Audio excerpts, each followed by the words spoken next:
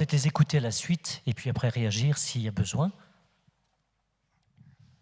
Oui, merci madame de vos paroles qui font du bien, mais ça veut dire refondre la formation des éducateurs et la formation de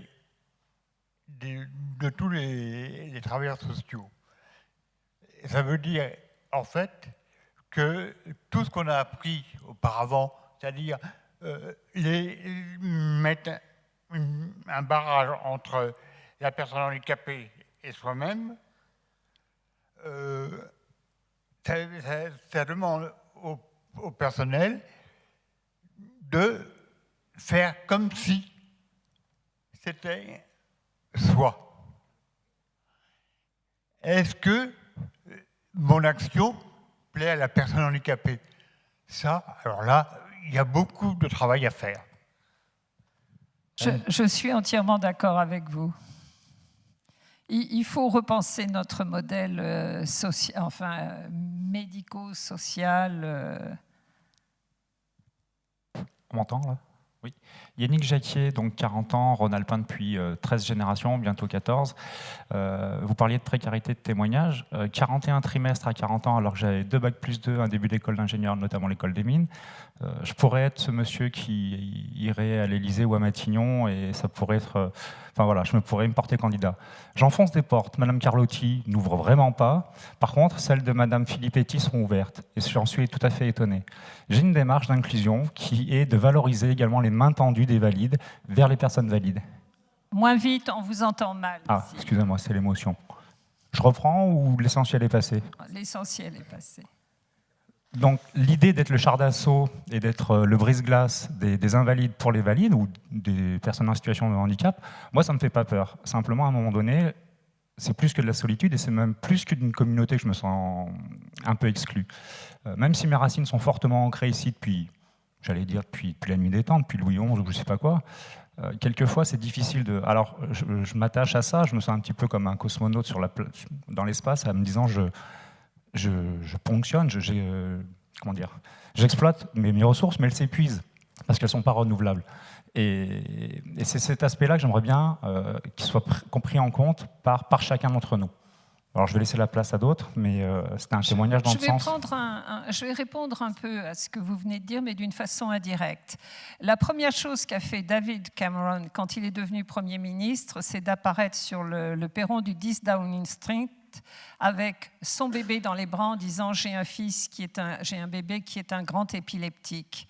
Barbara Bush, on peut dire du mal de George W. Bush, mais Barbara Bush est arrivée en disant je suis dyslexique, mes fils sont dyslexiques, je m'occuperai de dyslexie. C'est-à-dire être capable d'être assez humble, je dis bien humble, et honnête vis-à-vis de soi-même pour reconnaître ses limitations. Sauf qu'il n'y a pas un représentant qui arriverait dans cette salle en disant « je suis dyslexique ». Bill Clinton était dyslexique, il l'a dit le premier jour.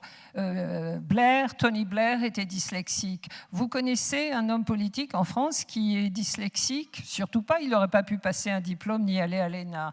Donc, notre société est encore trop discriminante. Mais je suis d'accord avec vous, trouver des émules et continuer à démarcher, c'est essentiel. Ne vous laissez pas décourager. Je mène la bataille depuis suffisamment d'années pour dire aux gens, il faut s'obstiner, il faut être têtu, il faut être pugnace et il faut être volontaire. Mais vous avez raison.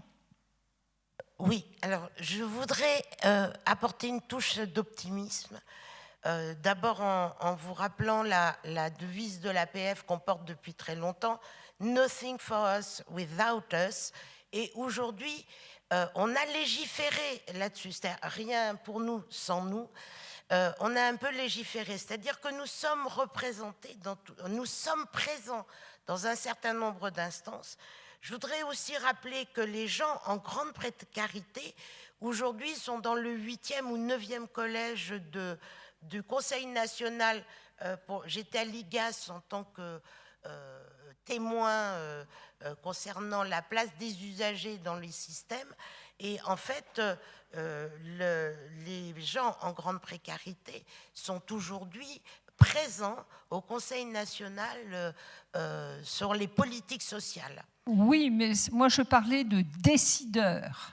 Et c'est ce qui me gêne, c'est le peu de décideurs au niveau politique. Alors, nous sommes justement aujourd'hui présents dans un certain nombre d'instances où nous pouvons influencer les politiques publiques en matière de santé, en matière d'accessibilité, sur beaucoup de domaines. Et je pense qu'il faut continuer à y être présent et à prendre toute notre place. Mais rien ne nous empêche d'être présents dans les conseils municipaux, puisqu'on va avoir des élections. Et à l'Assemblée nationale, on a des personnes qui sont en situation de handicap ou qui sortent de la rue. On en a. Je vais être obligé, c'est toujours frustrant à un moment donné de dire il faut arrêter le débat parce qu'on a d'autres choses au programme.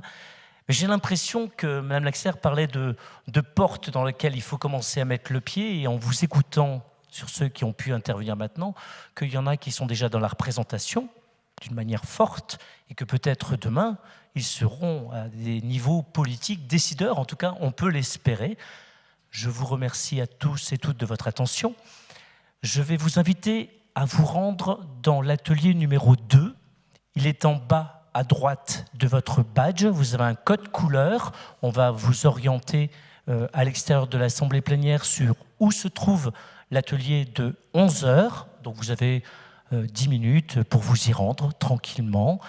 Merci pour tout cela, et je voudrais qu'on remercie encore une nouvelle fois, si vous voulez bien, les intervenants de Carmonde et Gloria Laxert.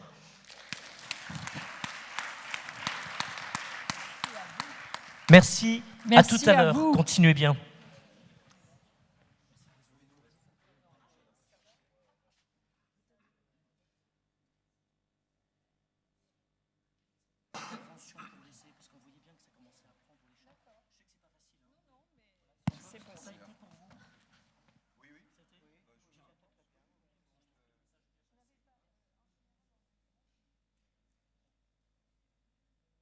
Moi, je la vois bien, mais pour vous, elle est... Globalement, on a une petite... Faites-moi un signe.